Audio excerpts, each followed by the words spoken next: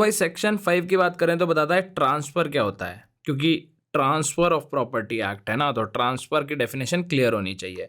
Transfer of property is a conscious act when a living person मतलब अपने सिर्फ natural person नहीं, living person includes company, association, body of individual, partnership, firm वगैरह वगैरह, जितनी भी बॉडीज होती है ना जिनको अपन फिक्शनल पर्सन मानते हैं वो भी लिविंग पर्सन में ही आएगा। तो conscious act when a living person transfers his property in present और फ्यूचर टू वन और मोर लिविंग पर्सन, ये ए है, ये ट्रांसफर कर रहा है प्रॉपर्टी दूसरे इंसान को जो कि बी है, या फिर ज्यादा लोगों को भी कर सकता है, एक और इंसान है यहाँ पे सी, इन दोनों को वो जॉइंटली ये प्रॉपर्टी ट्रांसफर कर रहा है, कर सकता है। सेकंड पॉइंट हिमसेल्फ, अब ये बंदा ए है और मान लो सामने भी ए ही है, यहाँ पे भी ए है और यहाँ पे भी ए है, ये दोनों सेम पर्सन है, लेकिन यहाँ पे ये एक कंपनी के डायरेक्टर की जैसे एक्ट कर रहा है, इसके पास पावर है कंपनी के एसेट्स ट्रांसफर करने की, ये as a director of company खुद को इन पर्सनल कैपेसिटी ट्रांसफर कर रहा है। मिस्टर रामलाल जो कंपनी के डायरेक्टर थे उन्होंने मिस्टर रामलाल को ही प्रॉपर्टी ट्रांसफर कर दी खुद की कैपेसिटी में,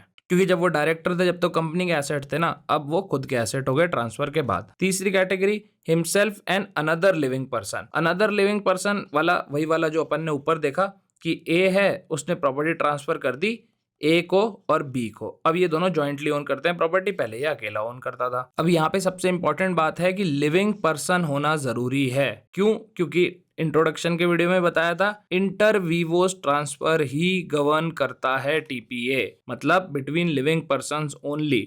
अगर बिटवीन लिविंग पर्संस नहीं हो रहा है तो वो ऑपरेशन ऑफ लॉ के थ्रू हो रहा है। ऑपरेशन ऑफ लॉ के थ्रू मतलब ए है, इसने किसी को अपनी प्रॉपर्टी ट्रांसफर नहीं करी है, ए मर गया, ए इज डेड, तो अब इसकी प्रॉपर्टी अपने आप इसके आयर्स के पास चली जाएगी, ठीक है, या फिर इसने विल में जिनका नाम लिखा है उनके पास चली जाएगी। वो जो ट्रांसफर हो रहा है ना इसके मरने के बाद वो टीपीए गवर्न नहीं करेगा। यहाँ पर एक और टर्म है इन प्रेजेंट और फ्यूचर, तो ये यहाँ पे ट्रांसफर की बात हो रही है, या तो अभी प्रेजेंट में ट्रांसफर हो रहा है या फ्यूचर में ट्रांसफर हो रहा है। ये Jugal Kishore Saraf versus raw cotton company limited में भी अपन ने क्लियर कर लिया था, मतलब अपन ने नहीं, सुप्रीम कोर्ट ने क्लियर किया था कि भैया जो इन प्रेजेंट और इन फ्यूचर लिखा है ना वो कन्वेज की बात करता है, वो प्रॉपर्टी की बात नहीं करता। फ्यूचर प्रॉपर्टी क्या होती है कि ए है उसके पास प्रॉपर्टी भी आई नहीं है, फ्यूचर में आने वाली है, तो उसको वो ट्रांसफर नहीं कर सकता, लेकिन अभी जो इसके पास जो प्रॉपर्टी है उसको वो ऐसे ट्रांसफर कर सकता है कि फ्यूचर में वो कन्वे हो जाएगी।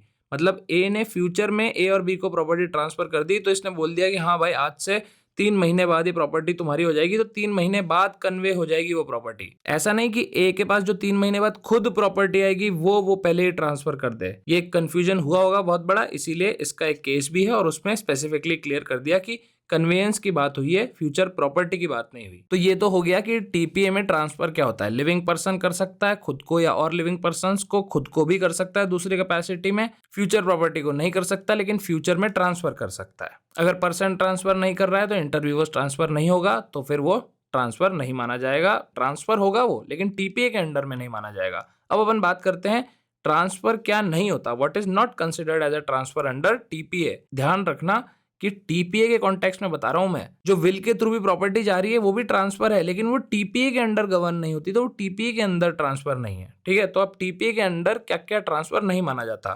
क्रिएशन ऑफ एन ईजमेंट और charge over property is not a transfer. A के पास एक प्रॉपर्टी है, एक प्लॉट ऑफ लैंड है, इस प्लॉट ऑफ लैंड पे अगर मान लो बी बंदा है, उसका ईजमेंट है। ईजमेंट क्या है कि मान लो जाने का रास्ता का राइट है इसके पास, तो ये क्रिएशन ऑफ ईजमेंट है ना इसके फेवर में, ये ट्रांसफर नहीं माना जाएगा। ऐसे ही जब मॉर्गेज पढ़ेंगे, जब चार्ज पढ़ेंगे, तो अगर चार्ज भी है इसका इस प्रॉपर्टी में तो वो भी ट्रांसफर नहीं माना जाएगा। दूसरी चीज, relinquishment of your right is not a transfer. एक बंदा है ए, उसके पास एक प्रॉपर्टी है और वो प्रॉपर्टी रिलिंक्विश कर देता है, बोलता है मुझे नहीं चाहिए और चली जाती है, ठीक है, इसके हाथ से। अब वो ड्यू प्रोसेस ऑफ लॉ के थ्रू जाएगी, या तो उसके सक्सेसर्स के पास जाएगी, हायर्स के पास जाएगी, गवर्नमेंट के पास जाएगी, किसी और के पास जाएगी, जिसके पास भी जाएगी, लेकिन इसने नहीं किसी को दी है, इसने पर्सनली रिलिंक्विश कर दी है, प्रॉपर्टी छोड़ दी है, तो ये भी रिलिंक्विशमेंट भी ट्रांसफर नहीं होता। तीसरा, recognition of pre existing rights is also not a transfer. मान लो ये बंदा है ए, इसके पास प्रॉपर्टी है ये वाली, और दूसरा बंदा है बी, और बी के पास पोजेशन है इस प्रॉपर्टी का और बी के पास फर्जी पेपर भी है, इन दोनों का केस चलता है कोर्ट में, और कोर्ट बहुत टाइम बाद डिसीजन देता है कि हाँ भाई ये प्रॉपर्टी एक्चुअली ए की है, तो कोर्ट ने यहाँ पे क्या किया, कोर्ट ने यहाँ पे ए का जो ऑलरेडी राइट था प्रॉपर्टी पे उसको रिकॉग्निशन दिया है अपने डिसीजन के थ्रू। तो यहाँ पे बी से ए को प्रॉपर्टी ट्रांसफर नहीं हुई है क्योंकि ये ओरिजिनली ए की ही प्रॉपर्टी थी हमेशा से। तो recognition of pre existing rights is also not a transfer. तो ये हो गया अपना सेक्शन 5 की ट्रांसफर क्या होता है।